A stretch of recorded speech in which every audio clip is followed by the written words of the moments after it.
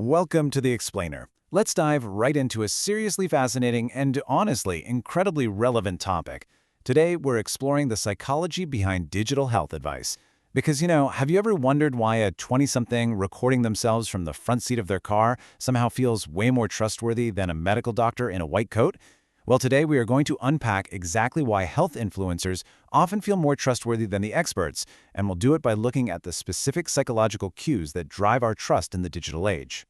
Picture this. A teenager is scrolling on their phone, desperately looking for answers about a new health symptom, and they're hit with two very different messages. First, you have the cautious expert, maybe a medical organization. They're explaining the benefits, the limitations, the side effects, essentially saying, well, it depends, and here are the risks. But then, you have their absolute favorite influencer, looking directly into the camera, speaking with total certainty. They're saying, hey, I had the exact same problem you have. Doctors didn't understand me, but this is what finally worked. It is so common for a young person to trust that second message. And here's the absolute crucial point. Trusting the influencer isn't irrational at all. It's just human nature at work. Trust isn't only about pure clinical accuracy. It's heavily driven by familiarity and emotional connection.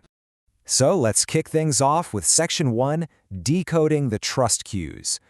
It all really starts with this psychological concept called the parasocial relationship. Basically, this is a one-sided sense of connection. The follower feels deeply, emotionally close to a media figure, even though that influencer literally doesn't know they exist.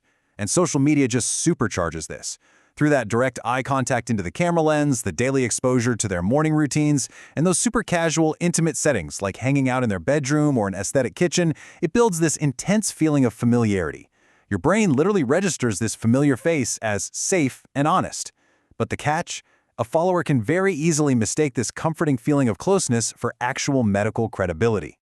Building right on top of that is another really powerful concept, homophily. This is essentially the perception of shared identity. Maybe the creator shares the follower's age, their body type, their cultural background, or, and this is a big one, their specific frustrations with the healthcare system. It creates a massive feeling of similarity and relatability. It is incredibly comforting to hear someone say, I am exactly like you and I totally get it.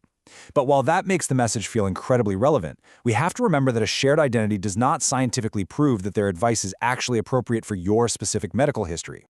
Think about how this information gets packaged, too. A personal recovery story has a clear beginning, a really emotional struggle, a turning point, and a guaranteed happy result. It's basically a perfect narrative. It's incredibly easy to remember and follow. But clinical evidence? That deals in probabilities, confidence intervals, mixed findings, and a whole bunch of exceptions. So while a genuine emotional recovery story is super powerful, we have to heavily warn against assuming that one person's outcome is going to be a universal treatment pathway. The takeaway really needs to be, this happened to one person, not this is exactly what will happen to everyone. Here's a massive trap we all fall into: getting confidence mixed up with competence. Online creators are highly rewarded by algorithms for clarity, speed, and decisiveness. They boldly say, this is the answer. An expert, however, is bound by actual competence, which requires them to cautiously say, well, it depends, because evidence has limits, and frankly, individuals differ. So the really crucial point here is that a cautious message can sound weak to us, even when that caution is the exact thing proving the expert's competence. Confidence is just presentation. And let's be honest, simple explanations just feel true, don't they? Short videos strongly favor incredibly compact explanations. An influencer might reduce a super complex medical condition down to a single, catchy buzzword. It's all about inflammation, or hormones, or toxins, gut health, or a nutrient deficiency. And sure, there might be a grain of truth in there, but it completely ignores a whole host of other possibilities. The danger is that ease of understanding is very frequently and dangerously mistaken for medical accuracy. So, it is absolutely vital that we separate a trust cue from what it actually proves.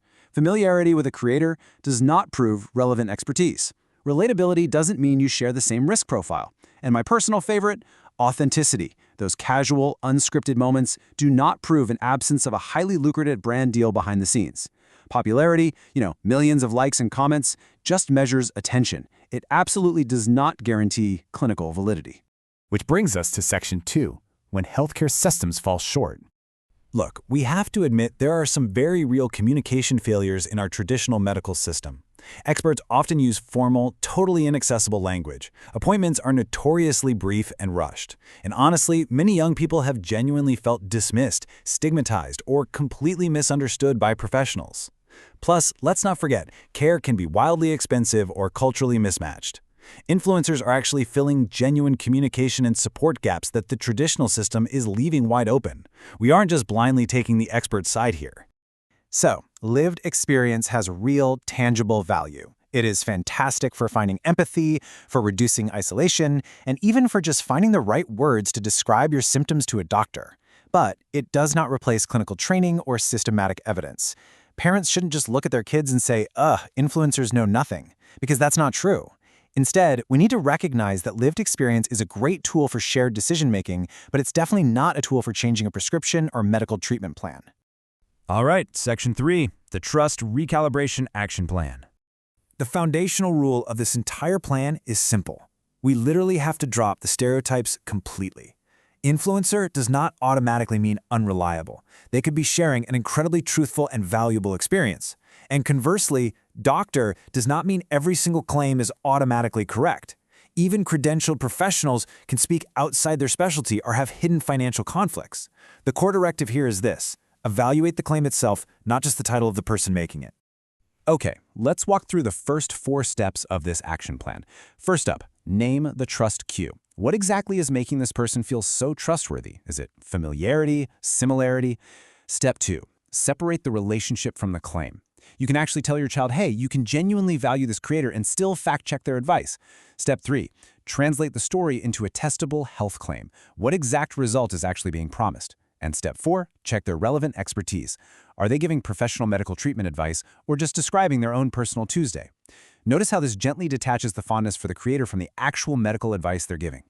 Moving right into the final 4 steps. Step 5, look for the evidence, the limits, and the risks. Do they even mention side effects? Step 6, identify commercial persuasion. This is a huge one. Look for that hidden marketing, like a supplement that just miraculously gets dropped into an aesthetic morning routine. Step 7 is to compare the advice with independent sources, like credible health organizations. And finally, step 8, choose a safe action. Use the video to create smart questions for a doctor, but definitely don't act on the advice all by yourself. Finally, Section 4, fostering safe, calibrated trust. I want to give you an exact script you can use right in your living room. When these topics come up, tell them, you deserve professionals who listen and information you can understand. We can use this influencer's story to identify your questions, and then we'll check the health advice independently. This is such a powerful tool, right? It totally validates the child's feelings, it openly acknowledges the failures of the medical system, all while simultaneously teaching them crucial critical media literacy. And this brings us to a really huge behavioral shift: co-viewing instead of ridiculing. Look, if you mock a creator, a teenager is literally just going to defend that parasocial relationship even harder. Instead, sit down and watch one post together, calmly. Pause it. Ask questions like, what evidence was actually shown here? Or wait, where did the emotional personal story end and the shiny product recommendation begin? A calm, shared analysis is infinitely more effective than giving them a lecture about being gullible. Now, we do need to be absolutely crystal clear about the boundaries here. There are high-stakes scenarios where urgent, real-world expertise is required. If the influencer's advice involves starting or stopping medications, dealing with restrictive eating, mental health treatments, or addressing any life-threatening symptoms, that is where we hit pause on the digital advice immediately. In these specific scenarios, appropriately qualified healthcare guidance is completely non-negotiable. We have covered so much ground in this explainer, from parasocial relationships to the full 8-part recalibration plan. I want to leave you with this final, somewhat provocative thought. How will you help the young people in your home enjoy their digital connections while still demanding stronger evidence for their health? Remember, the goal isn't to break every digital connection they have, it's to empower them with calibrated trust. Thank you so much for joining me for this explainer, and I really hope this gives you the tools you need to navigate these conversations.